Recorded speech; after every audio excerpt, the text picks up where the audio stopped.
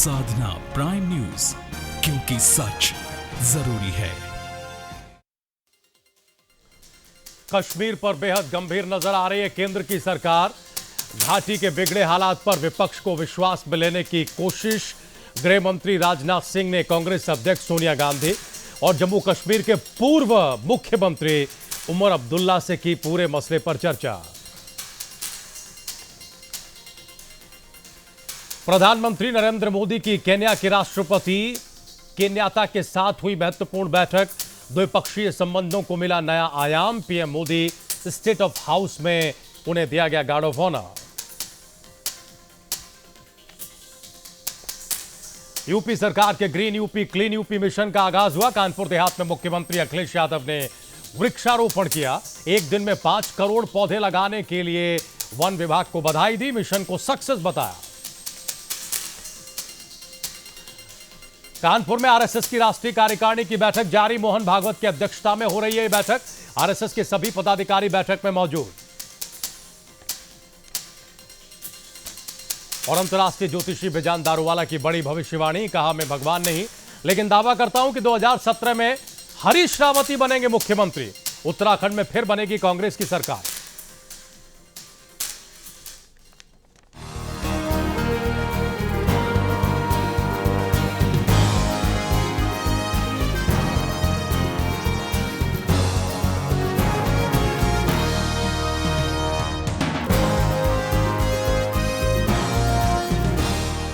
नमस्कार, स्वागत है आप सभी का प्राइम न्यूज पर। मैं हूं राजीव रघुनंदन और ये वक्त है प्राइम एजेंडे का। हम सबको ये पता है कि 2017 में चुनाव होने हैं, लिहाजा तैयारियां शुरू हो गई हैं और फिर से एक बार बैठकों का दौर चल रहा है। मंथन, चिंतन, गुणाभाग सब हो रहा है। सियासी बिसात पर मोहरों की जगह तय की जा रही है। समीकरण बनाने बिगाड़ने का खेल शुरू हो चुका है। बात कानपुर में चल रही आरएसएस की बैठक की हो रही है। और अगर हम बात आरएसएस की करें तो लंबी चौड़ी भूमिका की कोई जरूरत नहीं है। पूरे देश में आरएसएस को जाना पहचाना जाता है। दुनिया का सबसे बड़ा संगठन होने का दावा करने वाला आरएसएस खुद को एक सांस्कृतिक और राष्ट्रवादी संस्थान कहलाना पसंद करता है। हालांकि इस मसले पर विरोधियों के विचार थोड़े से अलग हैं। बहरहाल कुछ आलोचकों का यह कहना है कि राष्ट्र निर्माण और संस्कृति को बचाने वाला संगठन वर्षों से बीजेपी के जरिए राजनीति कर रहा है।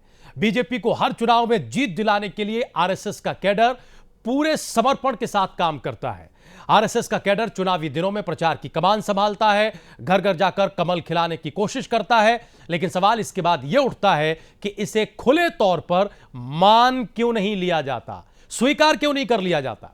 दूसरा बड़ा सवाल यह है कि क्या राष्ट्रवादी सांस्कृतिक संगठन ने यह मान लिया है कि अब राष्ट्र निर्माण सियासत के जरिए ही होगा, इसलिए आकंठ डूबकर सिर्फ राजनीति की जाए। कुछ लोगों का कहना है कि आरएसएस सिवाय सियासत के अलावा कुछ कर नहीं रहा है। तो मुद्दा यह है कि क्या अब आरएसएस का एकमात्र एजेंडा सिर्फ बीजेपी के लिए सियासी जमीन तैयार करना रह गया है, कैडर के जरिए सत्ता की फसल काटना और सरकारों के जरिए अपना भगवा एजेंडा लागू करवाना। क्या यह मान लिया जाए कि डॉक्टर केशव हेडगेवार और गुरु गोलवलकर का सपना अब हाशिए पर आ चुका है। अब बात करते हैं दूसरे मुद्दे की, जो इसके पहले भी उठा है लेकिन आज फिर से सुर्खियों में है। ऑल इंडिया सुन्नी उलेमा काउंसिल के सदस्यों ने संघ से 6 सवाल पूछे हैं और सबसे बड़ा सवाल है कि मुसलमानों से संघ किस प्रकार का राष्ट्र प्रेम चाहता है। यहां आपको ये बता दें कि 6 महीने पहले भी आरएसएस की अल्पसंख्यक विंग के मार्गदर्शक इंद्रेश कुमार से सवाल पूछे गए थे, लेकिन उनका जवाब नहीं मिला था। ऐसे में देखने वाली बात यह है कि आरएसएस की प्रांतीय प्रचारकों की बैठक में, यानी कानपुर में जो हो रही है उस बैठक में, इन सवालों का जवाब मिलता है या नहीं मिलता है। प्राइम एजेंडा आज इसी पर।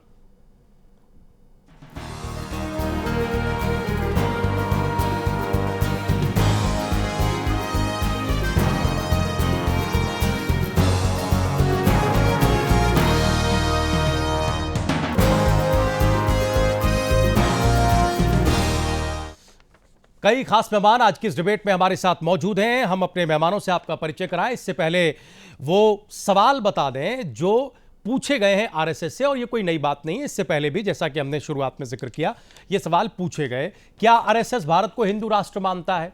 सवाल 1 जो ये पूछा गया। सवाल नंबर 2, क्या वो संघ हिंदू धर्म ग्रंथों के हिसाब से देश को चलाएगा? सवाल नंबर 3 जो उलेमा काउंसिल ने पूछा है वो ये कि धर्म परिवर्तन पर संघ की नीति क्या है? चौथा सवाल, मुसलमानों से संघ किस प्रकार का राष्ट्र प्रेम चाहता है? क्या उम्मीद करता है संघ यानी आरएसएस देश के मुसलमानों से? और सवाल यह कि संघ इस्लाम के बारे में क्या जानता है? हम इस सब पर चर्चा करेंगे। हमारे साथ कई खास मेहमान मौजूद हैं, बहुत ही सम्मानित और बहुत ही सीनियर वरिष्ठ मुस्लिम स्कॉलर मौलाना अब्दुल हमीद नुमानी साहब हमारे साथ आज के इस डिबेट में स्टूडियो में है। नुमानी साहब, बहुत स्वागत है आपका नोएडा स्टूडियो में। हमारे साथ भारतीय जनता पार्टी के प्रवक्ता नेता आईपी सिंह साहब लखनऊ स्टूडियो से जुड़े हुए हैं। सिंह साहब, आपका भी बहुत बहुत स्वागत है। हमारे साथ समाजवादी पार्टी के स्पोक्स पर्सन नेता संजीव मिश्रा जुड़े हुए हैं। संजीव जी, आपका भी बहुत बहुत स्वागत है। हमारे साथ पंकज तिवारी जी जुड़े हुए हैं। पंकज जी, आपका भी बहुत बहुत स्वागत है। और अब से थोड़ी देर में हमारे साथ आरएसएस विचारक जितेंद्र तिवारी भी जुड़ेंगे, उनसे भी हम सवाल लेंगे। पहली टिप्पणी हम आईपी सिंह साहब आपसे लेना चाहते हैं कि ये जो बैठक है आरएसएस की जो कानपुर में हो रही है, हालांकि इसमें बहुत सारी चीजें बताई गई हैं, लेकिन अंदर से जो खबरें निकल रही हैं उसके मुताबिक ये कि पूरा फोकस उत्तर प्रदेश के चुनावों पर है। तो फिर क्या ये बात सही है सर, जो कुछ आलोचक आपके विपक्षी ये कहते हैं कि आरएसएस का एकमात्र एजेंडा चुनावों में बीजेपी को बैक करना रह गया है? क्या ये बात, ये आरोप सही है आईपी सिंह साहब?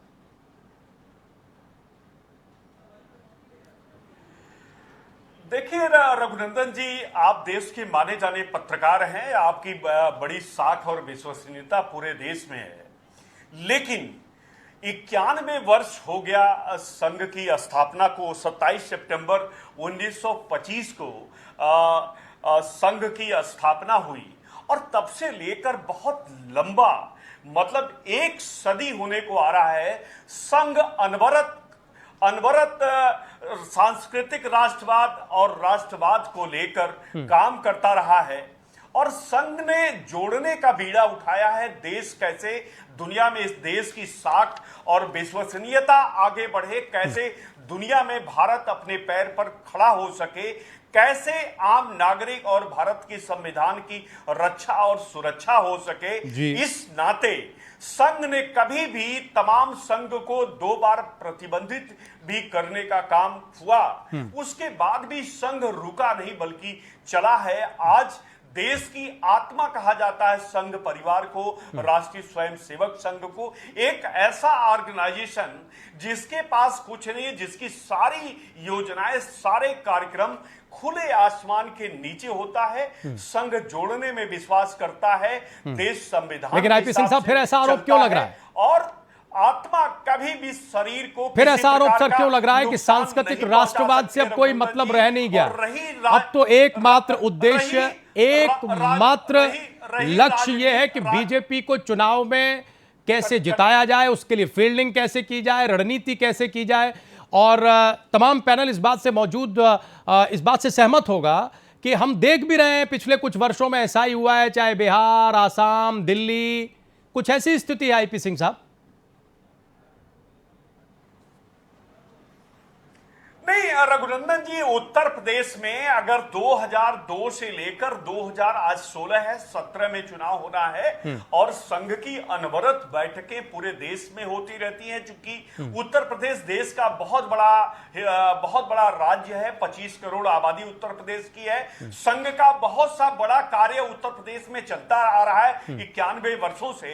उस नाते बैठकें होती हैं। अगर बैठकों का राजनीतिक लिहाज से अगर विश्लेषण किया जाता तो भारतीय जनता पार्टी 2002 का चुनाव नहीं हारती, 2004 का चुनाव नहीं हारती, 2007 उत्तर प्रदेश विधानसभा का चुनाव और 2009-2012 का भी चुनाव भाजपा नहीं हारती। संघ कैसे जो दुनिया से भारत को खतरे हैं, उस पर कैसे कश्मीर में हिंदुओं की वापसी हो, कैसे संविधान को ठीक से प्रतिस्थापित किया जाए, कैसे आम आदमी का जीवन स्तर ऊंचा उठे, कैसे शिक्षा व्यवस्था आम आदमी तक पहुंचे, इन तमाम मुद्दों पर संघ विचार करता है और संघ उसी लिहाज से आगे बढ़ता है। मुझे करीब 27 साल हो गए संघ से जुड़े हुए। सबसे पहले बीजेपी और विद्यार्थी परिषद में आने से पहले मैं सबसे पहले संघ से जुड़ा, संघ के बड़े पदाधिकारियों ने कनेक्टेड है सर, सारी चीजें कनेक्टेड है। हमने कहा ना शुरुआत में कि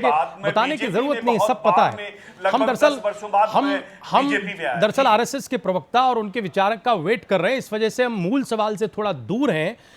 मूल और बड़ा सवाल तो ये, जिसका जवाब अभी तिवारी जी देंगे कि साहब संघ जो है वो मुसलमानों से किस प्रकार के राष्ट्र प्रेम की उम्मीद करता है। लेकिन उससे पहले हमने ये सवाल उठा लिया, नुमानी साहब, सहमत या असहमत, क्या वाकई आज की तारीख में संघ केवल एक टूल बन के रह गया है भारतीय जनता पार्टी के लिए चुनावों में इस्तेमाल होने का? देखिए, संघ का जो है कार्य क्षेत्र जो बहुत बड़ा है। बहुत से लोग जो है वो संघ को नहीं जानते हैं। अगर वो हेडगवार और गुरु गोलवालकर, देवरस, रज्जू भैया, सुदर्शन और हम ठीक कराते हैं सर, हाँ, सुदर्शन और अब जो है मोहन भागवत तक अब पढ़ेंगे और इनका जो लिटरेचर है, काम है, तो इसका दायरा जो है वो राजनीति से थोड़ा आगे है, जिसको आप जो है सांस्कृतिक जो है राष्ट्रवाद जो है कह सकते हैं, या जो है संस्कृति कह सकते हैं, वो दायरा जो है बढ़ा हुआ है। तो जितना कुछ जो है वो देखते हैं लोग संघ के बारे में, वो जो है उतना ही कुछ नहीं है, बल्कि जो है आगे बढ़ा हुआ है। और इसमें कोई संदेह नहीं करना चाहिए कि इसका प्रभाव भी है। इसीलिए हम लोगों ने जो है 2004 में जब सुदर्शन जी जो है सरसंचालक थे, तो हम लोगों ने सोचा कि संघ से जो है वो बातचीत की जाए।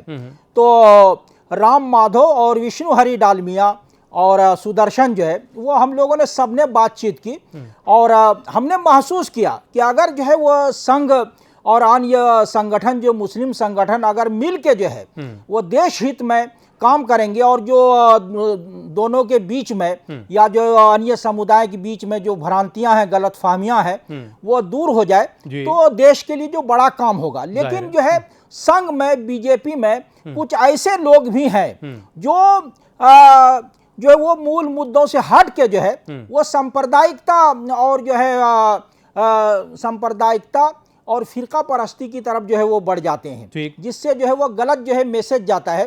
और जब बहुत ज्यादा चीजें आप फैला देते हैं, तो अभी जैसे जो है कुछ दिनों से लग रहा है कि इसका काम जो है सिर्फ जो है वो बीजेपी को वो सत्ता में लाने और उसमें बनाए रखने के लिए है। ये जो बहुत ज्यादा जो फैला देते हैं, संघ का जो है इतना काम नहीं है जितना कि हमने जो है संघ को जो है वो पढ़ा है, मतलब ये एक अच्छा खासा पढ़ा है। तो इतना सिर्फ राजनीति तक जो है वो संघ का काम नहीं है। इसका काम जो है जो लिखित में है, और जो जैसे हमारे बहुत सारे, जैसे कि हमारे जो है राकेश सिन्हा वगैरह दोस्त हैं, तो हम लोग बहुत करीब से इन चीजों को जानते हैं। तो अगर वो सही दिशा में ले जाएंगे और जो है धर्म और समुदाय को लेके जो है वो टकराव का माहौल जैसे कुछ लोग पैदा कर देते हैं, जो किसी न किसी तरह विश्व हिंदू परिषद, बजरंग दल, विश्व और जो है संघ से, बीजेपी से जुड़े हुए हैं। चूंकि आप जिक्र कर रहे हैं, अब से थोड़ी देर में जितेंद्र तिवारी जी हमारे साथ जुड़ेंगे, आरएसएस विचारक हैं। चूंकि आप जिक्र कर रहे हैं कि एक एसोसिएशन रहा है आपका और काफ़ी पहल और कोशिश आपने की कि देश को आगे बढ़ाने में आरएसएस के साथ मिलकर मुस्लिम समुदाय की भी एक भूमिका हो, अलग बात है वो परवान नहीं चढ़ पाई। आप ये कह रहे हैं कि दायरा सिर्फ राजनीति तक नहीं है, साथ साथ आप ये भी कह रहे हैं कि हाल के वर्षों में सिर्फ यही हो रहा है। अब ये देखिए कि हाल के वर्षों में सिर्फ यही हो रहा है। हम ये कह रहे हैं कि उलेमा काउंसिल ने जो सवाल उठाया है कि साहब मुसलमानों से संघ किस प्रकार का राष्ट्र प्रेम चाहता है, फिर तो कुछ आपके तजुर्बों में, सवालात तो सब वाजिब हैं। नहीं, तो फिर तो कुछ आपके तजुर्बों में वो रिफ्लेक्ट हुआ होगा। आप उनकी करीबियत से क्या ये आपको जानकारी मिल पाई कि साहब फिर क्या चाहता है संघ मुसलमानों से? ये जो हम आए दिन का किस्सा सुनते हैं, हर चौथे दिन, हर 10वें दिन, हर दूसरे महीने, फिर क्या है, क्या एक्सपेक्टेशन है सर? फिर देखिए, ये जो है सवालात जो है ये पहले भी आपको याद होगा कि अब से जो है 6-7 महीने पहले जब संघ की बैठक हो रही थी कानपुर में, और वो दूसरे लोगों को, जिसमें इंद्रेश जो है वो शरीक हुए थे, तो उनके सामने सवाल आया था। तो उन्होंने कहा कि हम जो है किसी जो है उचित मंच से इसका जवाब देंगे, किसी उचित सार्वजनिक मंच से, सार्वजनिक मंच से। लेकिन जो है हमें लगा कि अभी तक ऐसा हुआ नहीं है।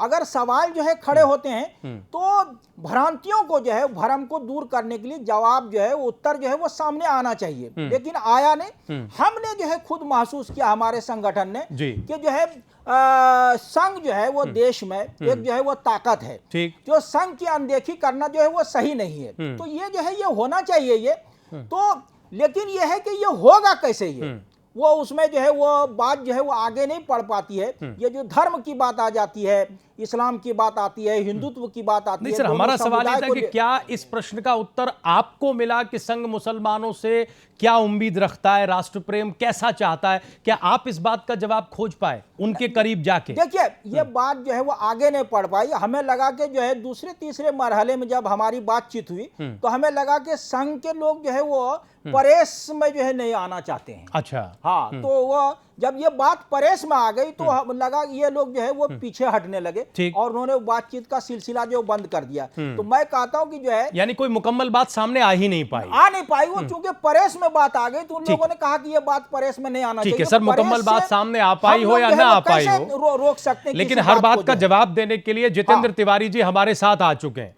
तिवारी जी, बहुत स्वागत है। थोड़ा देर हो गई सर आपको आने में। आज हम बड़े महत्वपूर्ण प्रश्न पर चर्चा करने बैठे हैं। आरएसएस की बैठक कानपुर में चल रही है, कई तरह की बातें निकलकर सामने आ रही हैं। एक बात तो ये आ रही है, जो बात अभी नोमानी साहब ने भी दर्ज कराई कि साहब दायरा तो आरएसएस का बहुत बड़ा है, वो सिर्फ राजनीति तक सीमित नहीं है, लेकिन हाल के वर्षों में सिर्फ वही हो रहा है। तमाम आलोचक, विश्लेषक, आपके विरोधी ये कहते हैं कि अब तो एकमात्र सिंगल लाइन एजेंडा है कि बीजेपी को कैसे सत्ता में पहुंचाओ, दिन रात इसी बात पर चिंतन होता है। ये जो सांस्कृतिक राष्ट्रवाद है या राष्ट्र निर्माण है, ये सिर्फ शब्द या वाक्य तक सीमित होकर रह गया है। एक तो इस प्रश्न का उत्तर दीजिएगा, और दूसरा ये जिस बात का नोमानी साहब जिक्र कर रहे थे कि क्या कोई स्थिति साफ है कि संघ चाहता क्या है देश के मुसलमानों से? देखिए, पहले तो संघ के बारे में स्पष्ट समझ लें, जो आप चला रहे हैं कि संघ का एकमात्र एजेंडा क्या राजनीति है।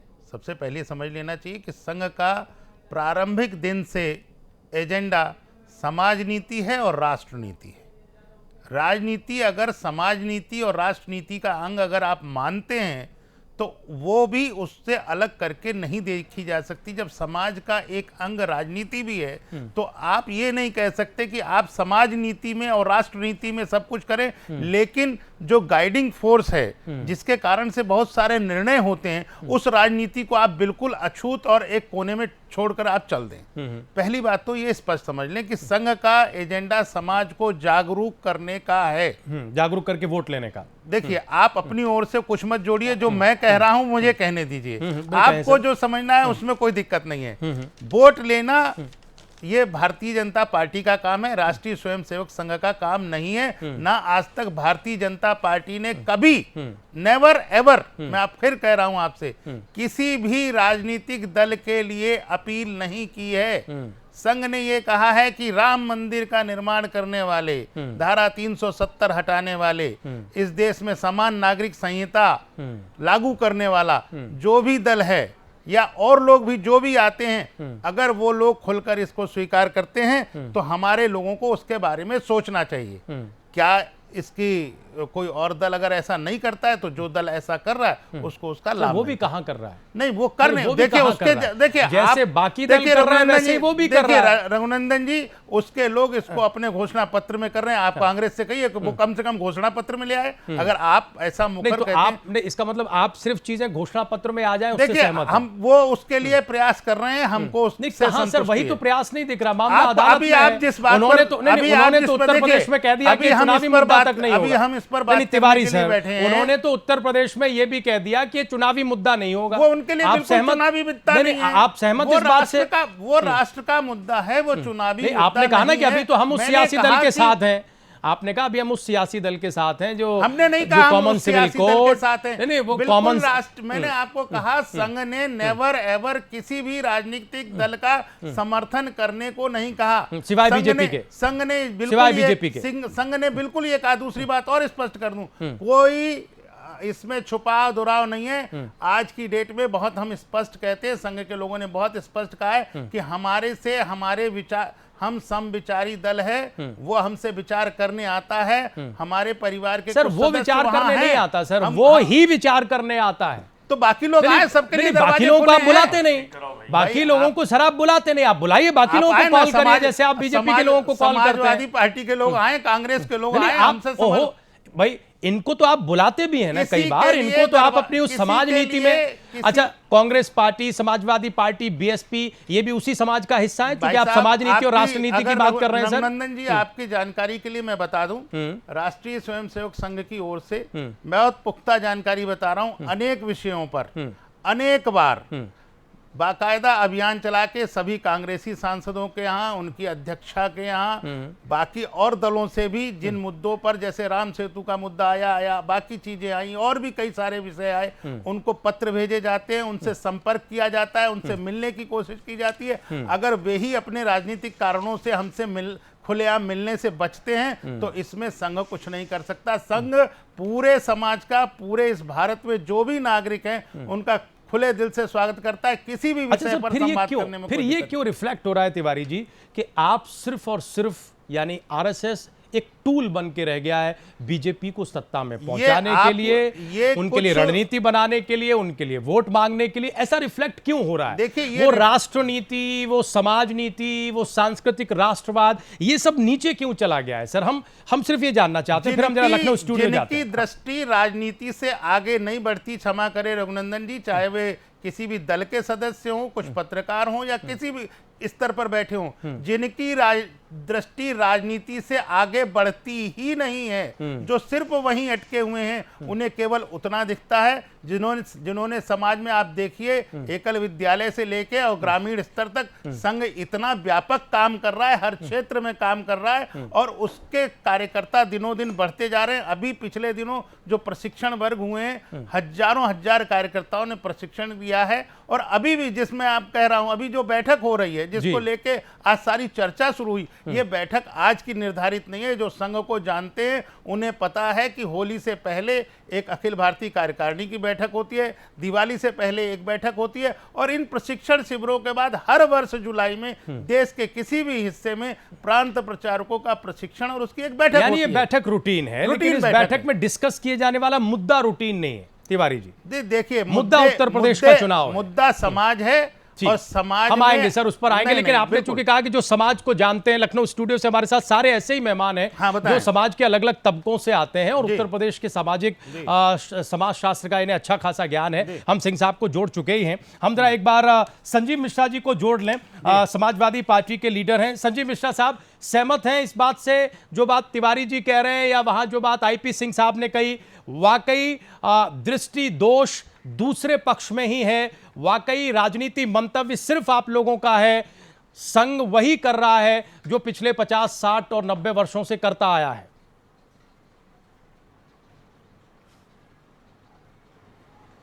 देखिए राजीव जी, संघ की गतिविधियां तो इस तरीके की बात हो गई जैसा तिवारी जी कह रहे हैं, वो तो एक ये हो गया कि अपने मुंह मियां मिट्ठू बनने वाली बात कि हम हैं ज्ञानी बाकी सब है अज्ञानी। ऐसा नहीं होता है तिवारी जी। मैं तो समझता हूँ कि अब समझने और सोचने और उसकी ज़रूरत है। उत्तर प्रदेश में जब आप प्रशिक्षण करते हो, अभी फैजाबाद में आपने प्रशिक्षण किया अयोध्या में, तो उसमें क्या स्थिति आई? उसमें आपने एक टोपी पहन करके एक व्यक्ति को दिखाया, दाढ़ी लगा करके एक व्यक्ति को दिखाया। आप दिखाना क्या चाहते हो? आप बताना क्या चाहते हो? आप इस तरीके की गतिविधियां करते हो कि संदिग्ध हो जाते हो और उसके बाद आप फिर आरोप लगाते हो कि ये राजनीतिक दल है, ये राजनीति कर रहे हैं। हम राजनीति के साथ साथ हम उत्तर प्रदेश और देश का भी भला चाहते हैं। ऐसे काम करिए जिन कामों में आपके ऊपर उंगली ना उठे, और जब आप ऐसे काम करोगे कि आपके ऊपर उंगली उठेगी तो निश्चित रूप से आप संदिग्ध हो जाओ। इससे पहले क्या हुआ, इलाहाबाद में अगर एक पुलिस का प्रशिक्षण शिविर था, उसमें एक कलर का को यूज किया गया राजीव जी, तो उसमें तमाम हाय हल्ला मचाया गया, तमाम बड़े बड़े आरोप लगाए गए कि साहब इस तरीके, क्या कोई कलर आपका पेटेंट हो गया? क्या आपका बिल्कुल ठप्पा हो गया कि वो कलर और कहीं कोई किसी तरीके से यूज ही नहीं कर सकता? नहीं, ऐसा तो वो भी नहीं कहते, लेकिन जब वो रंग आता है तो आप लोग दूरी बना लेते हैं। तो मैं समझता हूँ कि वो ठीक नहीं रहेगा देश के लिए भी और प्रदेश के लिए भी। ये सच है राजीव जी कि उत्तर प्रदेश में 2017 में चुनाव है। आज तो इन लोगों को कम से कम आरएसएस की बैठक में यह तय करना चाहिए कि कांग्रेस के शासन में जिस तरीके से टेलीविजन पे हाई महंगाई, मार डाला, इस तरीके के विज्ञापन आया करते थे, आज आरएसएस को अपनी बैठक में यह तय करना होगा कि माननीय मोदी जी, जो 100 दिन में महंगाई कम करने का आपने वादा किया था, वो आज 2 साल हो गए, आपने महंगाई को कम नहीं किया, बल्कि 60 रुपए की अरहर की दाल आज आप 200 रुपए में बिकवा रहे हो। मतलब आप ये कह रहे हैं कि उत्तर प्रदेश में कानपुर में जो बैठक हो रही है उसमें चुनाव की जगह महंगाई को डिस्कस करिए, उस पर चिंता जाहिर करिए। आपकी कथनी और करनी में अंतर है, आप वो बात कहिए, आप उस तरीके की सोच रखिए जिस तरीके की कम से कम देश और प्रदेश आपको सहन कर सके। अच्छा, ठीक है। जब एक पर्टिकुलर किसी विषय पर टारगेट किसी को बनाने का काम करोगे, किसी कौम को टारगेट बनाओगे, तो निश्चित रूप से हास्यास्पद भी होगा और आपके ऊपर उंगली भी उठेगी। ठीक है मिश्रा जी, हम आएंगे, आपकी बात का जवाब भी तिवारी जी से लेंगे, लेकिन हम जरा पंकज तिवारी जी को भी जोड़ लें। पंकज जी, आप हमारी बात सुन रहे हैं? आवाज आप तक पहुंच रही है सर? हाँ, सुन रहा हूं जी। पंकज जी, सवाल यही है कि क्या आपको भी ये लगता है कि संघ का एकमात्र एजेंडा रह गया है बीजेपी को सत्ता में पहुंचाना, चुनाव के लिए उसकी फील्डिंग करना, या फिर जो बात तिवारी जी कह रहे हैं उससे थोड़ा बहुत साबका आप रखते हैं कि नहीं साहब, उतना सीमित मसला नहीं है जितना समझा जा रहा है? राजीव जी, पिछले कई दशकों से जो संघ की गतिविधियां रही हैं वो एकमात्र ये रही हैं कि वो एक कार्यदायी संस्था के रूप में काम करते हुए भारतीय जनता पार्टी को सत्ता दिलाना और उसके बाद उसके सत्ता में कैसे वो बने रहें, केवल उसका काम है। आप गांव मोहल्ले और गलियों में जाइए, लोग कहते हैं कि भारतीय जनता पार्टी के लिए वो काम नहीं करते, पर्ची बांटने से लेके घर घर तक जाते हैं और इनका मेन मुद्दा होता है कि भारतीय जनता पार्टी को कैसे सरकार में लाया जाए, कैसे इसकी सरकार को बचाए रखा जाए। जब दूसरी सरकारें होती हैं तो संघ का एक एजेंडा होता है कि बहुत ज्यादा महंगाई है, बहुत ज्यादा ये है और ये हमारे सारे सामाजिक काम है। लेकिन जब इनकी सत्ता होती है और वही चीजें होती हैं, जैसा कि अभी संजीव जी कह रहे थे कि अब संघ को या भारतीय जनता पार्टी के उन नेताओं को जो बैनर डाल के ये बताया करते थे कि हम आज हिंदुस्तान कैसे खाएगा, 60 रुपए में दाल है, 90 रुपए में कड़वा तेल है, उत्तर प्रदेश की जनता त्राह त्राह कर रही। आज वही भारतीय जनता पार्टी की देश में सरकार है और 170 रुपए, 140 रुपए, 150 रुपए में अरहर की दाल है, 200 के आसपास कड़वा तेल बिक रहा है सरसों का। राजीव जी, आज इन लोगों को जनता से कोई सरोकार नहीं है और ये लोग उत्तर प्रदेश में अब दूसरा जो इनका पूरे देश में एजेंडा रहता है कि किसी तरह सांप्रदायिक ध्रुवीकरण हो, उससे केवल मुझको फायदा मिल सकता है और उसके पीछे आरएसएस की एक बहुत सोची समझी सोच होती है और वो केवल उसी एजेंडे पे काम करते हैं। राजीव तिवारी जी से जवाब लें, तिवारी जी से जवाब लेंगे। एक तो आप लोग ये कह रहे हैं, पंकज तिवारी जी का ये कहना है, उधर संजीव मिश्रा साहब का ये कहना है कि साहब जब समाज नीति है तो समाज के मुद्दे आपकी बैठकों में दिखाई क्यों नहीं देते। एक तो ये आरोप लग रहा है। दूसरा, जरा हम ये भी समझने की कोशिश करेंगे जब ब्रेक के उस पार आएंगे तो कि क्या वाकई अब केंद्र में उत्तर प्रदेश का चुनाव है भीतर ही भीतर। प्रेस नोट जो जारी किया जा रहा है उसमें चाहे जितनी भी चीजें बताई जाएं, लेकिन दरअसल असल स्थिति यही। एक छोटा सा ब्रेक लेते हैं, तुरंत हाजिर हो रहे हैं।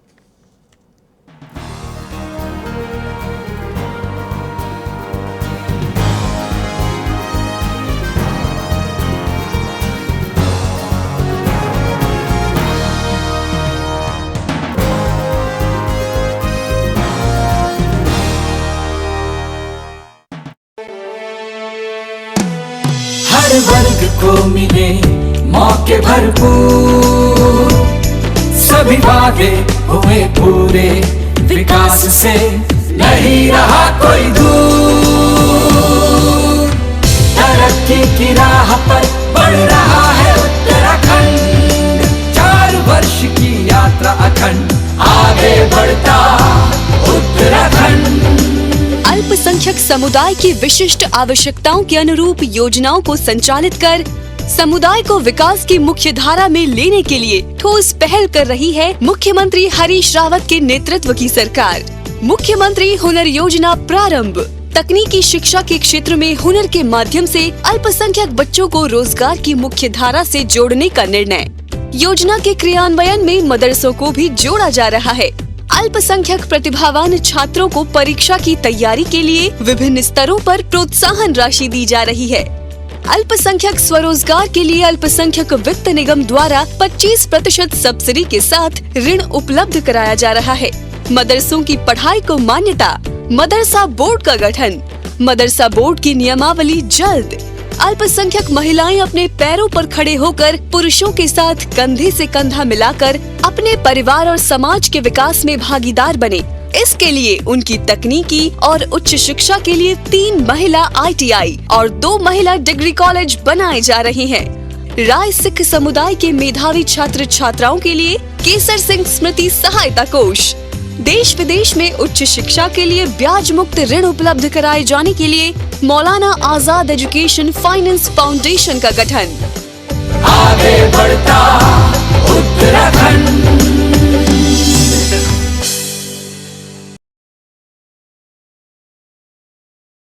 डॉक्टर ऑर्थो आयुर्वेदिक तेल और कैप्सूल, घुटना, कंधा या कमर, चाहे जैसा दर्द हो, ये मुझे देता है दर्द से पूरी आजादी, एक भरपूर जिंदगी।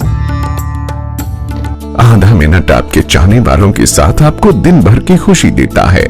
आधा मिनट आपके पसंदीदा गाने का आपको पूरे हफ्ते की ऊर्जा देता है। आधा मिनट क्रिकेट के मैदान पर आपकी पसंदीदा टीम को चैंपियन बना सकता है। और आधा मिनट खाने से पहले साबुन से हाथ धोना आपकी और आपके चाहने वालों की जान बचा सकता है, क्योंकि साबुन से हाथ धोने से रोगों से बचाव होता है। हम साथ मिलकर रोगों पर विजय पा सकते हैं, ये हमारे हाथ में है।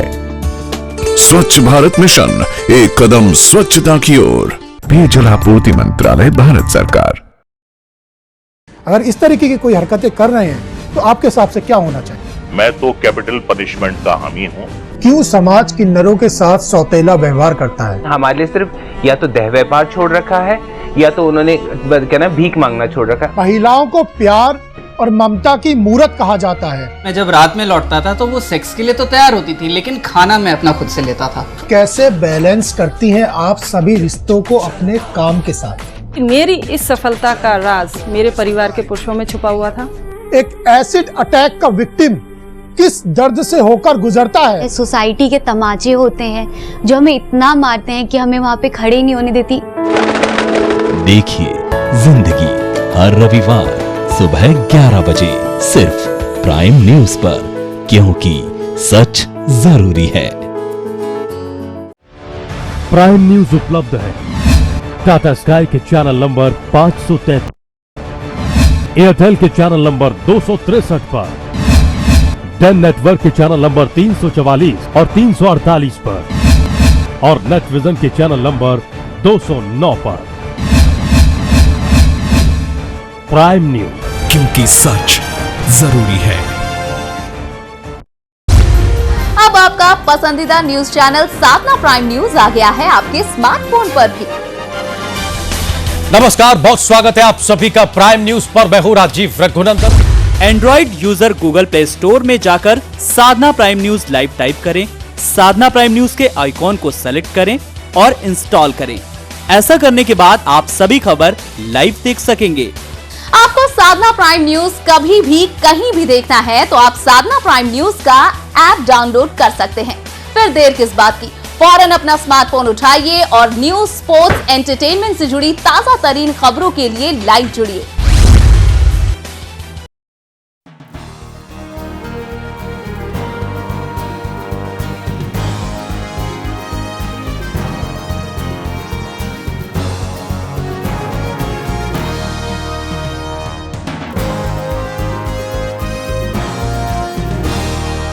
ब्रेक के बाद एक बार फिर से आप सभी का स्वागत है। प्राइम एजेंडा देख रहे हैं आप, और प्राइम एजेंडा में आज हम दो सवालों पर डिस्कस कर रहे हैं। सवाल नंबर 1 कि मुसलमानों से संघ किस प्रकार का राष्ट्र प्रेम चाहता है, बाकायदा ये चिट्ठी लिखकर पूछा गया है। साथ ही साथ मोहन भागवत साहब से समय भी मांगा गया है उलेमा काउंसिल की तरफ से। ये कोशिश पहले भी हुई थी, अभी तक परवान नहीं चढ़ी है।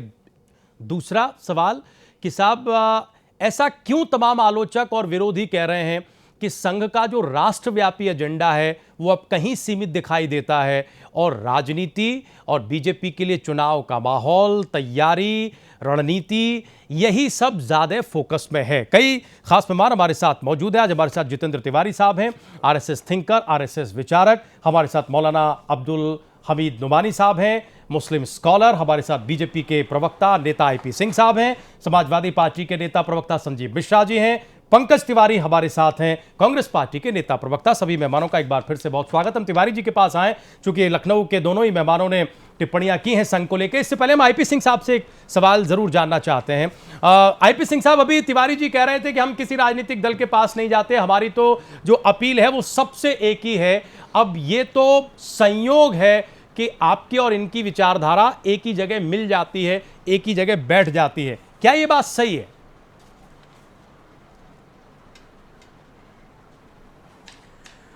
बिल्कुल तिवारी जी ने जो कुछ भी कहा है उनकी बातों से मैं पूर्णतः सहमत हूं, लेकिन मेरे साथ दो राजनीतिक दल के नेता मेरे साथ बैठे हुए हैं, समाजवादी पार्टी और कांग्रेस। इन्होंने कुछ इस प्रकार के आरोप लगाए, उनका 1 मिनट में मैं जवाब देना चाहूंगा। रघुनंदन जी, समाजवादी पार्टी के नेता ने बहुत साफ तौर से कहा कि संघ जो है फैजाबाद में किस प्रकार का कार्य करता, मैं इन्हें बताना चाहता हूं वो संघ का आयोजन नहीं था। दूसरा कि ये उत्तर प्रदेश सरकार की पुलिस इलाहाबाद में जिस प्रकार इनकी लाल टोपी है, जैसे इनका हरा और लाल इनका सिंबल है, अगर उसका कोई अपमान करेगा तो समाजवादी पार्टी के नेता छाती पीट पीट कर हंगामा खड़ा कर देंगे पूरे प्रदेश में। उसी तरह आज से नहीं 91 वर्षों से संघ का अपना भगवा कलर है, इसलिए उसका अपमान अगर यहाँ की पुलिस प्रशासन करता है वहां तो निश्चित तौर पे ये मामला उठेगा। दूसरी तरफ समाजवादी पार्टी जाति और मजहब के आधार पर राजनीति करती है। समाजवादी पार्टी और कांग्रेस ये बात भूल गई है कि 30 वर्षों में दोहरा सूखा, जब इस देश में मानसून आई ही नहीं, अरहर की बुआई नहीं हो पाई, उसका रकबा घट गया, भारत सरकार ने दुनिया के तमाम कोने कोने से दाल इंपोर्ट किया, उत्तर प्रदेश सरकार हाथ पर हाथ धरे बैठी रह गई। भारत सरकार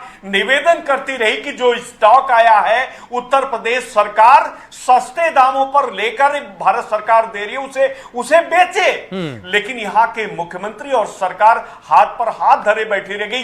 ये जवाब उनकी महंगाई का है। दूसरा, ये समाजवादी पार्टी के साथ कांग्रेस के जो नेता आरोप लगा रहे थे संघ पर, जब श्रीमती इंदिरा गांधी का असैसिनेशन हो गया, हत्या हो गई, जब कांग्रेस संकट में थी, तब संघ ने साफ तौर से कहा कि कांग्रेस को वोट दीजिए, इस समय जोड़ने का समय है। तो कांग्रेस की भी और पंडित जवाहरलाल नेहरू जब हम चीन से 1962 में हार गए तो इनके पहले नेता जो देश के प्रधानमंत्री थे वो असली कांग्रेस वही तक थी। उसके बाद तो कांग्रेस आई इमर्ज हो गई, इंदिरा कांग्रेस बन गई। उस पंडित जवाहरलाल नेहरू ने राष्ट्रीय स्वयंसेवक के कार्यों को देखते हुए 1963 का जो मार्च पास्ट दिल्ली में हुआ, राजपथ पर हुआ, उसमें शामिल किया गया था और सलामी भी लेने का काम किया और स्वयं सेवकों ने एक राष्ट्रभक्त के नाते सलामी दी। और स्वयं सेवकों का कार्यक्षेत्र देखना है, इतिहास ऐसा है तो फिर दूरियां इतनी कैसे बन गई और फिर कैसे जो है वो अलग अलग तरीके से परिभाषित किया जाने लगा, क्यों अपनी अपनी सुविधा से आप ये कह रहे हैं और वो ये कह रहे हैं कि वही संघ है जिसे प्रतिबंधित किया गया था। बहुत सारी चर्चाएं हैं। चाहे काठमांडू का मामला हो, संघ ने ऐसे तमाम सामाजिक कार्य और सामाजिक सौहार्द बनाने का काम किया है। ऐसे संघ पर अगर छोटी मानसिकता के साथ आरोप, रघुनंदन जी आप संघ से जुड़े बात कर रहे थे, यहाँ कांग्रेस और समाजवादी पार्टी उसमें अपने राजनीतिक मुद्दों को जोड़ रही थी। चिंता की ये बात है, मैं तिवारी जी से 100% ठीक है सर। हम जरा जो मूल सवाल है कि मुसलमानों से संघ किस प्रकार का राष्ट्र प्रेम चाहता है उस पर लौटते हैं तिवारी जी। एक तो जो पंकज जी ने कहा और जो संजीव मिश्रा ने कहा उस पर जरूर आप जवाब दीजिएगा। नुमानी साहब यहाँ बैठे हुए हैं और नुमानी साहब ने शुरुआत में बताया कि दरअसल दायरा इतना नहीं है, राजनीति कैसे इसमें आई वगैरह वगैरह। क्या उम्मीद है सर देश के मुसलमानों से संघ को, क्योंकि जो उलेमा काउंसिल है उसका जवाब तो पेंडिंग है, अभी तक जवाब मिला नहीं है। इंद्रेश जी ने ये कहा था कि हम इसका जवाब चिट्ठी में नहीं किसी सार्वजनिक जगह पर देंगे, लेकिन अभी तक मिला नहीं। फिर से वो चिट्ठी भेजी गई और भागवत साहब से समय मांगा गया है, हालांकि उन लोगों को अंदर नहीं जाने दिया गया, फ़ोन पर बात हुई, जिस तरह की बात निकल कर सामने आ रही है। क्या कोई खुलकर चीज़ सामने आई है?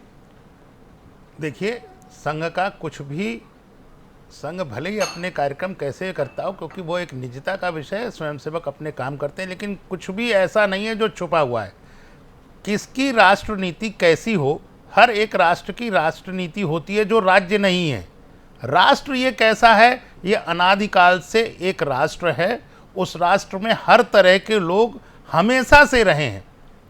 अब अगर मैं राष्ट्र की परिभाषा और राष्ट्रनीति की परिभाषा करने जाऊंगा तो लंबा समय लगेगा, लेकिन संघ ने अपनी स्थापना के काल से जो भी कार्यक्रम, जो भी योजनाएं सामने रखी हैं, उसमें राष्ट्र को सर्वोपरि रखा है। किसी भी वर्ग, किसी भी समाज को न तो उससे अलग रखा है न उसका कोई प्रतिबंध माना है। राष्ट्रीय स्वयंसेवक संघ में मुसलमानों का या इस्लाम के मानने वालों का प्रतिबंध है ऐसा बिल्कुल नहीं है। इसमें आप संघ के स्वयंसेवक मुस्लिम भी हो सकते हैं, ईसाई भी हो सकते हैं, किसी का कोई प्रतिबंध नहीं है। और मैंने फिर कहा हमारे कार्यक्रम में सर्वोपरि सिर्फ राष्ट्र है। दूसरी बात, हम किसी वर्ग और किसी समाज की राष्ट्र नीति निर्धारित करने का काम नहीं करते हैं। जिन लोगों ने उलेमा काउंसिल ने हमसे पूछा है, हमने नहीं कहा है कि आप अपनी कोई राष्ट्र नीति घोषित करिए। एक समाज का एक वर्ग ये सोचता है कि हमारी राष्ट्रनिष्ठा को लेके थोड़ा संदेह व्यक्त किया जाता है, इसलिए उसने अपनी ओर से एक प्रश्न उठाया है कि हमसे आपकी क्या अपेक्षा है। अब वो संघ के जो पदाधिकारी हैं जिनको उन्होंने पत्र लिखा है वे उनसे संवाद करते हैं। कब करते हैं, इससे पहले नुमानी साहब ने बहुत स्पष्ट बताया कि संवाद पहले भी हुए हैं। वो जो संवाद करेंगे वो तो आधिकारिक होगा। अगर इंद्रेश जी की तरफ से या भागवत साहब की तरफ से कोई बयान आएगा वो आधिकारिक होगा। लेकिन आप भी बड़े वरिष्ठ विचारक हैं, हम ये समझना चाहते हैं कि क्या है, नजरिए में है क्या ये जो उलेमा काउंसिल का मूल सवाल है कि साहब किस प्रकार के राष्ट्र प्रेम की उम्मीद आप हमसे कर रहे हैं, इस पर अगर कुछ रोशनी आप डाल सके कि साहब हम ऐसा राष्ट्र प्रेम चाहते हैं, आप इस चीज में ऐसे शामिल न हो, ऐसे लगें। आपने कहा कोई प्रतिबंध नहीं, अच्छी बात है। अभी आईपी सिंह साहब आपके सामने ही बता रहे थे कि कांग्रेस पार्टी को कैसे संघ ने जो है वो समर्थन दिया। तब तो फिर बात ये भी कि ये इतनी दूरी ऐसे कैसे बन गई, अब राजनीतिक कारणों से दूरी हुई है। नहीं, हम तो सर ये मूल सवाल कि कैसा राष्ट्र प्रेम मुसलमानों से आरएसएस चाह रहा है, इस पर कोई नजरिया अगर आप रख सकते हैं उस डिबेट में। प्रेम का मैं केवल एक शब्द में आपको उत्तर दे सकता हूं जो कि बड़ा चुभता है लोगों को। हमने कहा है कि आपकी दृष्टि में सबसे पहले राष्ट्र हो, बस, इसके अलावा और कोई हमारी अपेक्षा किसी से नहीं है। सबसे पहले राष्ट्र हो, उसके बाद हमारा परिवार हो, फिर हम हो। जैसे सब आप नीचे जब आप सबसे पहले मैं और मेरी पहचान पर आकर अटक जाते हैं, समस्या वहां से खड़ी होती है। जब आप कहते हैं सबसे पहले मैं, फिर मेरी परिवार, उसके बाद मेरी पार्टी और उस पार्टी के बाद मेरा राष्ट्र। अगर आप ये समझते हैं, जो राजनीतिक दल में काम करने वाले लोग हैं, किसी भी कार्यक्रम में सबसे पहले उनके लिए राष्ट्र है, उसके बाद उनकी पार्टी, उनका कुटुंब, उनका परिवार आए, सारी समस्याओं का समाधान हो जाएगा। मेरा केवल इतना कहना है। नहीं, लेकिन कोई मुसलमान इनकार भी तो नहीं करता सर। देखिए, होता है जिन लोगों के लिए। नहीं, मैं आपको फिर कहता हूं, मैं देखिए इसमें अपेक्षा वाली बात है। जहां आप जब भी आप कहते हैं कि हमारे लिए सबसे पहले इस्लाम है, उसके बाद कुछ और है, या हमारे लिए जो मुस्लिम पर्सनल लॉ बोर्ड ने जो मुस्लिम पर्सनल लॉ है, जो शरीयत का कानून है, वो सबसे पहले है। हम 3 तलाक वाले बातों को हम नहीं मानते, हम मानेंगे, हम समान नागरिक संहिता को नहीं मानते। केवल ये पर्सनल लॉ, क्योंकि क्रिमिनल लॉ में तो कोई अंतर है ही नहीं। बिल्कुल सही कह रहे हैं। तो हम और दर्शकों के लिए सरल करें जी। आपके नजरिए में ये भागवत साहब का आधिकारिक बयान नहीं है, इंद्रेश जी का आधिकारिक बयान नहीं है, ये आपका नजरिया है कि ये जो प्रेफरेंस है, क्या इस पर बात फंसी हुई है? नहीं, कि साहब प्रेफरेंस आप राष्ट्र की जगह इस्लाम को देते हैं। कोई अगर पूछता है हमसे, नहीं, जो राष्ट्र प्रेम पर शक जाहिर किया जाता है, भले वो अंडरलाइन करके हो, या इस सवाल का जो भाव है जो उलेमा काउंसिल ने पूछा है, क्या प्रेफरेंस में दिक्कत है, इस वजह से ये सारी दिक्कत है? देखिए, आप अगर राष्ट्र के विषय पे जाएंगे तो मैं फिर कहूंगा कि जब आप संकुचित सोच लेकर चलते हैं, देखिए आप अगर सिर्फ आपने कहा कि इस्लाम, आप कहते हैं हमारे लिए इस्लाम पहले, उसकी जगह राष्ट्र होना चाहिए।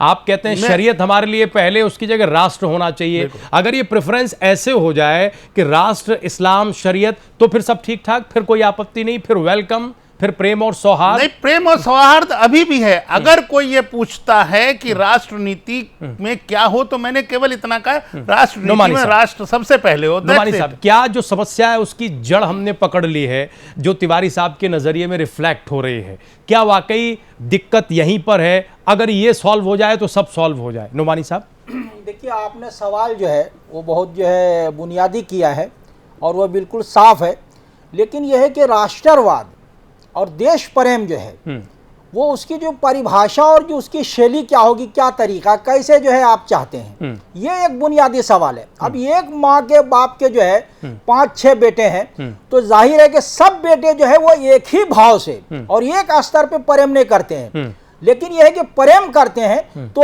कुछ जो है वो कम होता है भाव के एतबार से, लेकिन उसको आप शब्दों में जो है व्यक्त नहीं कर सकते हैं। लेकिन ये उसको जो है वो ऐसा नहीं कह सकते कि ये माँ बाप का जो है विरोधी है, ऐसा नहीं कह सकते हैं। तो जब आप ये जो है मुद्दा बनाते हैं जिसको आप शब्दों में व्यक्त नहीं कर सकते हैं, तो यहीं पे जो है वो बात खड़ी हो जाती है। राष्ट्र प्रेम जो एक तो भाव है वो कि जो है देश के हित में जो है वो काम करना चाहिए। इसका ने जो है हिंदू धर्म से सीधा सीधा कोई लेना देना है, नहीं इस्लाम धर्म से लेना देना है। अगर कोई आदमी नमाज पढ़ता है तब भी वो जो है राष्ट्रवादी है, और नहीं पढ़ता है तब भी राष्ट्रवादी है। ठीक है, तो इसका धर्म से जो है और ये जो मुस्लिम पर्सनल लॉ से कोई लेना देना नहीं है। राष्ट्रवाद का मतलब होता है जो राष्ट्र से सीधा सीधा साहब वो ये उसकी कह रहे हैं कि सुरक्षा को लेके, मान सम्मान को लेके, सर वो ये कह रहे हैं, वो ये कह रहे हैं कि वो आप कह रहे हैं कि राष्ट्र प्रेम एक भाव है, लेकिन दिक्कत ये कि वो पहला भाव नहीं है। सारी समस्या यहां है नोमानी साहब, आप समझ रहे हैं? वो पहला, क्या वो पहला भाव हो जाए तो समस्या खत्म हो जाए? नहीं ये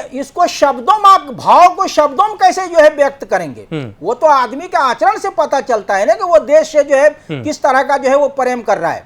ये जो आप अपने हिसाब से जो वो करते हैं, अब मिसाल, तो क्या आप लोगों के आचरण का भाव ये नहीं पकड़ पा रहे हैं, या फिर इनका भाव आप लोग नहीं पकड़ पा रहे हैं? दिक्कत कहां आ रही है? अगर भाव आचरण से व्यक्त होता है तो वो अभिव्यक्ति इन तक पहुंच क्यों नहीं रही है? फिर ऐसे सवालों का क्या अर्थ है?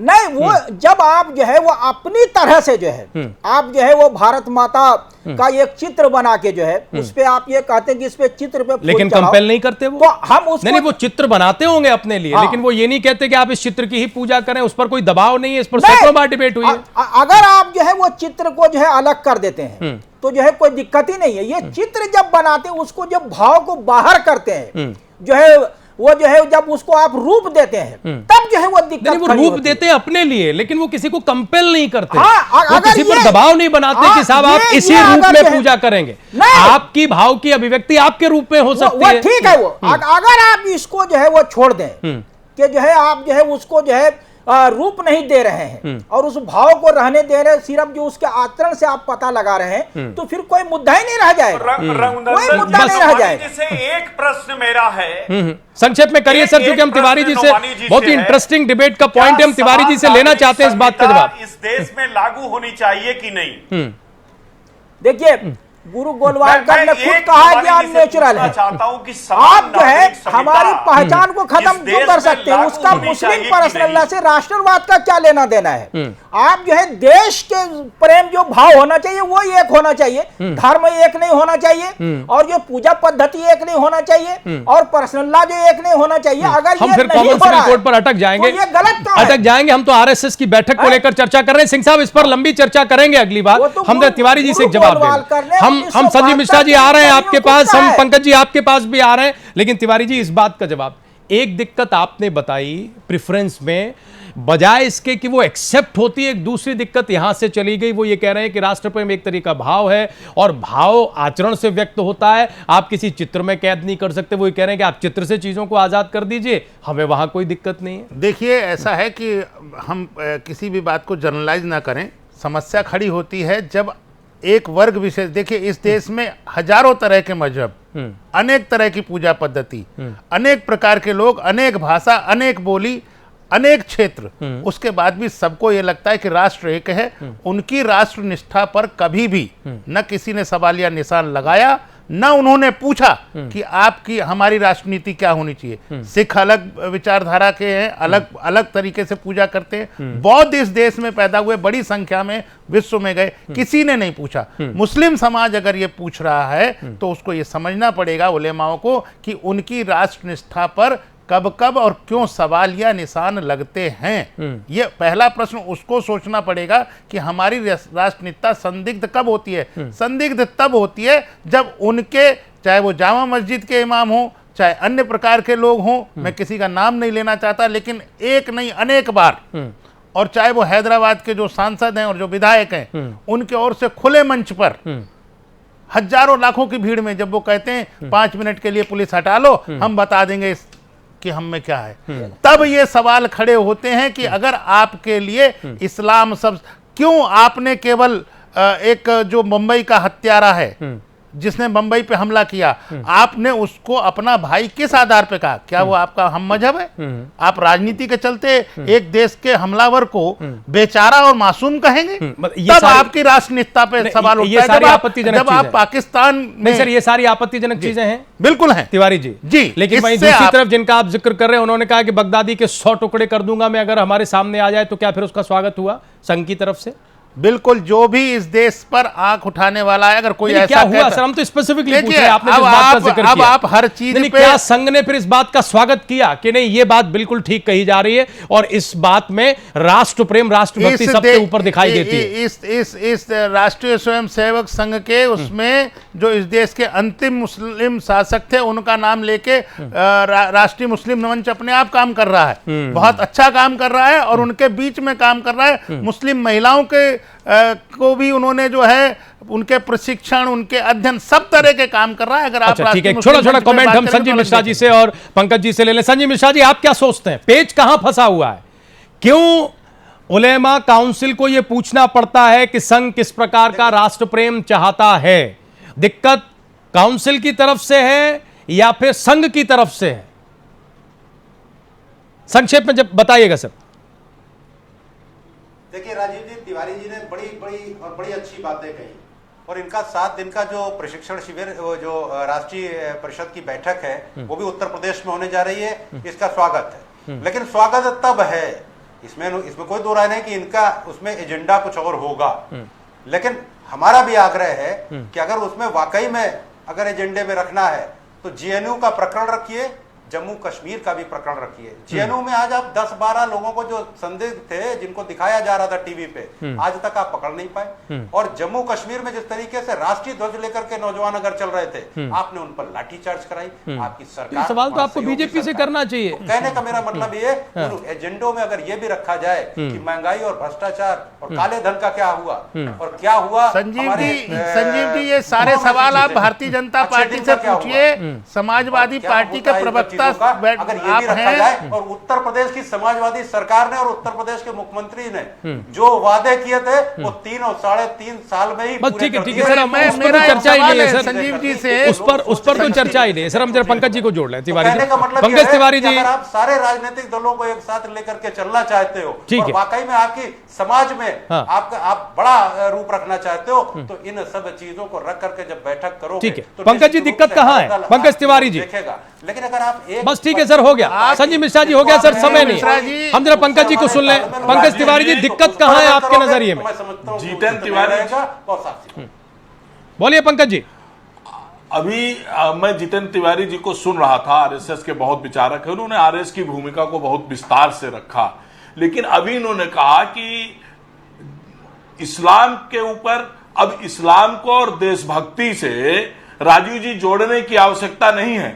इस्लाम एक धर्म है, वो एक अपनी आराधना है। ऐसा नहीं है कि जो इस्लाम को प्यार करते हैं वो देश को प्यार नहीं करते। देश का हर नागरिक अपने देश से प्यार करता है। बस इनकी सोच में यही एक अंतर है कि ये इनको हर चीज अपने धर्म से जोड़ के देखने की आदत हो गई है। इनको और कोई नहीं दिखता है, इनको केवल भारतीय जनता पार्टी सत्ता में हो ये इनको दिखता है। आज इनको मुफ्ती महबूबा मुफ्ती या मुफ्ती सईद के साथ जम्मू कश्मीर में इनकी सरकार है। कौन सी विचारधारा आरएसएस से मेल खाती है? आरएसएस ने एक बार भी बयान जारी करके कहा होता कि इस गठबंधन का आरएसएस विरोध करती है।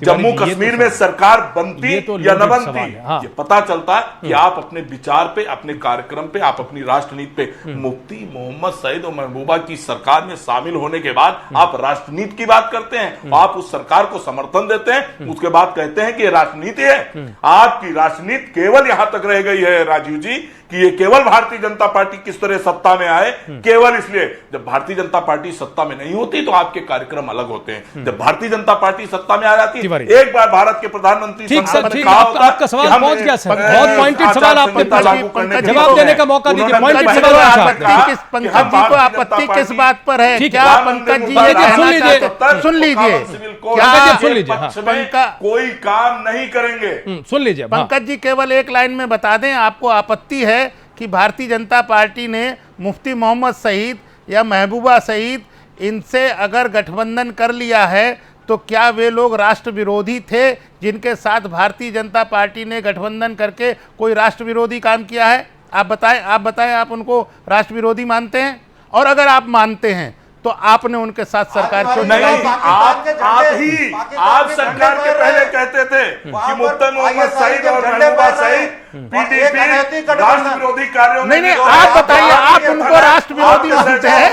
अगर वे राष्ट्र विरोधी नहीं है तो राजनीतिक कारणों से आपने उनसे समझौता किया। और देखिए, अब मुझे बोलने दीजिए, पंकज जी मुझे बोलने दीजिए। सुन लीजिए, समय नहीं बचा, एक लास्ट कमेंट नुमानी साहब से लेंगे। हाँ, अरे बिल्कुल बोलिए तिवारी साहब। आईपी सिंह साहब आएंगे, सर आएंगे, जवाब देखिए तिवारी जी से जवाब बनता है। राजनीतिक जवाब मैं देता हूं सिंह साहब, लेकिन एक जवाब बनता है तिवारी जी से। हाँ, सवाल चूंकि उन्होंने तिवारी जी से पूछा है। तिवारी जी संक्षेप में 20 सेकंड में सर क्या जवाब दूं मैं? देखिए, ऐसा है, राजनीतिक अगर बहस करनी है तो उसके लिए आईपी सिंह जी बैठे हुए हैं, वो उनको जवाब देंगे। और संजीव मिश्रा जी राष्ट्रनीति का जिक्र कर रहे थे, मैंने कहा क्या कभी आपने विरोध किया, वो ये चेता रहे हैं आपको। देखिए, अब जम्मू कश्मीर में सरकार कैसे बनी उस समय बहुत बहस हो चुकी है। हर समय एक ही बात की छाती पीटते रहना। 1925 से जब से कांग्रेस को ये लगने लगा या बाकी दलों को लगने लगा कि मुसलमानों को या एक वर्ग को जिन्होंने एक केवल जात, जिन्होंने एक मजहब मान के वोट बैंक बनाने के लिए, जिन्होंने संघ का नाम लेके भाजपा का नाम, अभी भी वही काम आप लोग करते रहेंगे। भी सुविधा से ही चलता है। देखिए, ऐसा है, वो वक्त निकल गया, छाती पीटने का समय गया, जो वक्त निकल गया, सुविधा देखता। अब आप छोड़ दीजिए कि सांप्रदायिकता कोई आपके लिए मुद्दा हो जाएगा। आईपी सिंह साहब, छोटा सा 20 सेकंड में कमेंट, आप राजनीतिक जवाब देना चाह रहे थे, छोटा सा कमेंट आईपी सिंह साहब। बिल्कुल, कांग्रेस ने देश के मुसलमानों को कभी नागरिक नहीं, वोट बैंक समझा। यही एकमात्र कारण था कि मुस्लिम बस्तियों में स्कूल खोलने की जगह कांग्रेस ने थाने खोलने का काम किया। और कांग्रेस ये अपनी बपौती समझती है कि सेकुलरिज्म के नाम पर सिर्फ देश में, चाहे कश्मीर हो या केरला, ठीक है, ठीक है सर, ठीक है, लास्ट कमेंट नुमानी साहब। ये जो सवाल पूछा गया है कि संघ किस प्रकार का राष्ट्र प्रेम चाहता है, मुसलमानों से जवाब मिलेगा या अनुत्तरित ही रह जाएगा? ठीक है, ठीक है सिंह साहब, ठीक है, सुन लीजिए, 20 सेकंड में समय नहीं है सर। नुमानी साहब, देखिए, जवाब मिलेगा। ये जो है प्रश्न जो है, ये जो है वो सीधा पंकज जी आएंगे, प्लीज सुन लीजिए। समुदाय और आईपी सिंह साहब सुन लीजिए। ये जो प्रश्न है, ये दो समुदाय और बल्कि जो है आप कहिए कि तमाम समुदाय और देश से जो है वो सीधा ये सवाल जो है जुड़े हुए हैं। तो जो भी सवाल आए जवाब मिलना चाहिए, और वो जो जवाब है उसमें जो है वो कितना दम है ये देखने की जरूरत है। ये सवाल जो है धर्म और राजनीति और राष्ट्रवाद तीनों से ये जुड़े हुए हैं। तो ये सवाल है कि जो है पहले भी ये सवालात हुए थे, प्रश्न आए थे, जवाब नहीं मिला। तो क्या जो है आने वाले दिनों में, भविष्य करीब में जो है निकट में क्या जो है जवाबात मिल जाएंगे और जो है वो किस तरह जो देखा जाए, मैं समझता हूं और ये महसूस करता हूं इसकी आवश्यकता कि ये जो है इस तरह के सवालों पर जो है विस्तार पूर्वक जो है सकारात्मक रूप में जो है वो चर्चा जो है होना चाहिए, ताकि किसी परिणाम तक जो है हम पहुंच सकें। बहुत शुक्रिया सर, हम भी यही उम्मीद करते हैं कि इन सवालों को एड्रेस किया जाए और विस्तृत तौर पर चर्चा हो और कुछ मुकम्मल जवाब हमें मिले। जितेंद्र तिवारी जी बहुत शुक्रिया, नुमानी साहब आपका बहुत बहुत शुक्रिया, आईपी सिंह साहब बहुत धन्यवाद, पंकज जी आपका शुक्रिया, संजीव मिश्रा जी आपका भी बहुत बहुत धन्यवाद। आज का प्राइम एजेंडा यहीं तक, आप लोग कहीं जाइएगा नहीं, खबरें जारी।